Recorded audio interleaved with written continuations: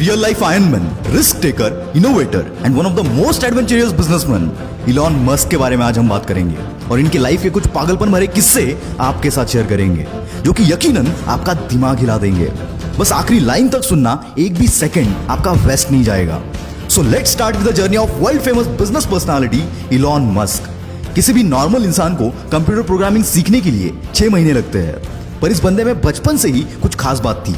9 साल की उम्र में जब इलॉन मस्क को अपना पहला कंप्यूटर मिला, उस वक्त कंप्यूटर के साथ प्रोग्रामिंग की एक बुक भी साथ में मिली थी और इस 9 साल के बच्चे ने बिना सोए 3 दिन में ही इस बुक को खत्म कर दिया और इस प्रोग्रामिंग नॉलेज को यूज करके 12 साल की उम्र में एक कॉम्पिटिटिव गेम डिजाइन करके एक वीडियो गेम कंपनी को बेच भी दिया। ऐसे ही कुछ अजीबोगरीब किस्सों से भरा है इलॉन मस्क का बचपन।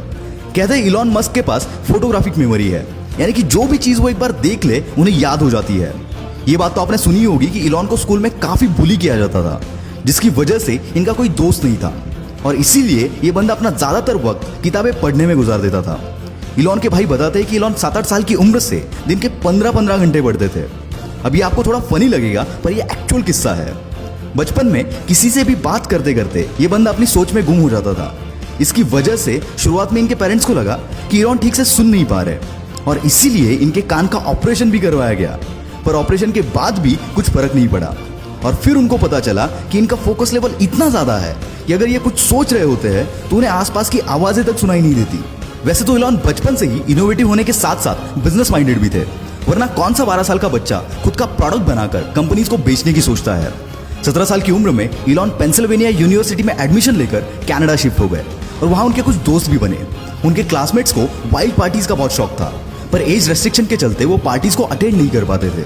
इस पर इलॉन और उनके फ्रेंड ने मिलकर एक जुगाड़ लगाया। उन्होंने एक ऐसा घर रेंट पर कर लिया जहां पर वो वाइल्ड पार्टीज अरेंज कर सकते थे और पार्टी में पर पर्सन $5 की एंट्री फीस चार्ज करते थे।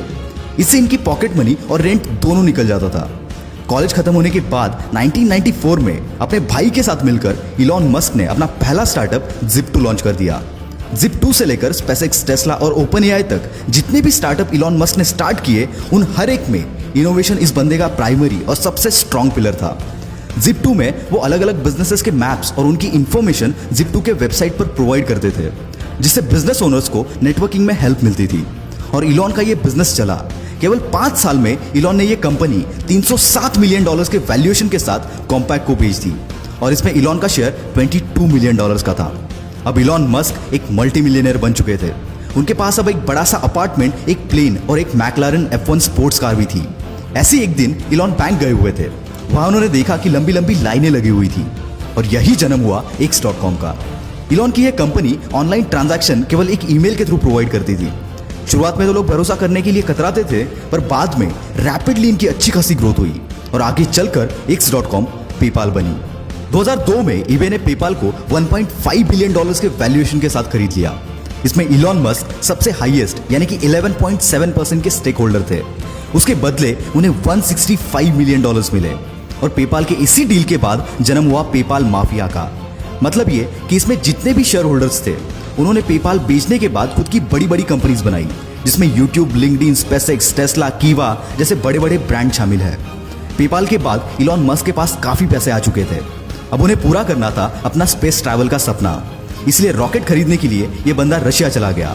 वहां रॉकेट का नॉन निगोशिएबल $8 मिलियन का प्राइस सुनकर यह बंदा खाली हाथ वापस चला आया, पर आते टाइम अपने साथ एक जज्बा लेकर आया कि अब रॉकेट तो मैं खुद बनाऊंगा। पर किसी भी चीज को जीरो से शुरू करना इतना आसान नहीं होता, कई बार हार का सामना भी करना पड़ता है। पर इस बंदे ने किताबें पढ़कर एक्सपेरिमेंट कर करके रॉकेट को बनाना चालू किया।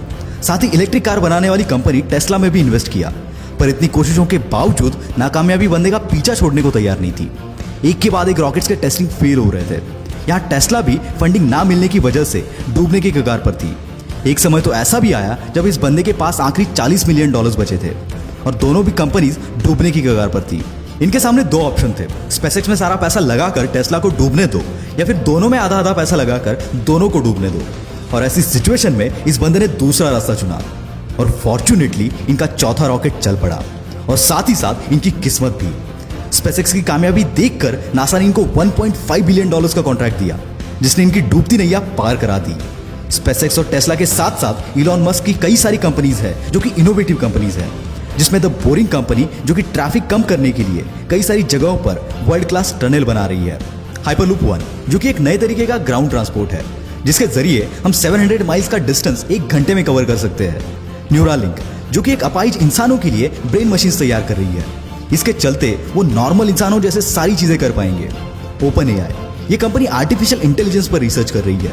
साथ ही इलॉन मस्क स्टारलिंक नाम के एक प्रोजेक्ट पर काम कर रहे हैं, जिसके चलते वो 12,000 सैटेलाइट स्पेस में भेजेंगे, जो कि अर्थ की ऑर्बिट में एक स्टार जैसी चेन बनाएंगे और इसी स्टारलिंक के जरिए पूरी दुनिया में हर जगह इंटरनेट प्रोवाइड किया जाएगा।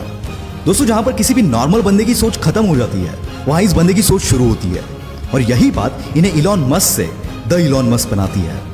दोस्तों, बिग शॉट की अगली स्टोरी आप किस पर देखना चाहते हो कमेंट में जरूर बताना। वीडियो में दम हो तो सब्सक्राइब करो और वीडियो को फैला दो यार। This is will power star signing off for the day. Bye bye.